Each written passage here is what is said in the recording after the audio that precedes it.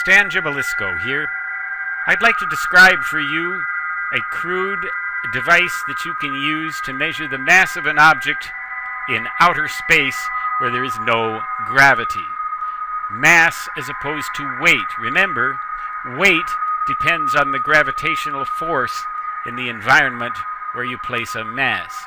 However, mass will be the same no matter where you go. So if you have, for example, a 5-kilogram metal sphere on the surface of the Earth, it'll mass 5 kilograms on the surface of Mars, it'll mass 5 kilograms on the surface of an asteroid, or even hanging in outer space. But normally we measure mass by putting something on a scale, and then we calibrate that scale in kilograms instead of pounds. That scale would not work, by the way, anywhere but on the surface of the Earth unless we were to recalibrate it. For example, here on Earth, I weigh 110 pounds. On the surface of Mars, if I were to step on a scale, I would weigh only 37% of that 110 pounds, or just a little under 41 pounds. However, now you can multiply the mass, or the weight in pounds, times roughly 2.2 to get the mass in, pardon me, you would have to multiply it by 0.454 to get the mass in kilograms. And that'll be the same wherever we go.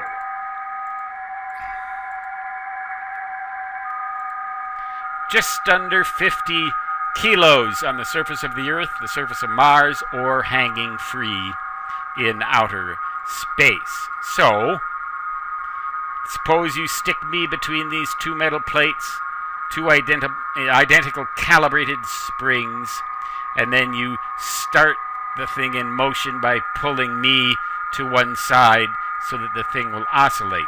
The oscillation frequency will always be the same, even though, of course, the oscillation will die down with time because of resistance in the springs.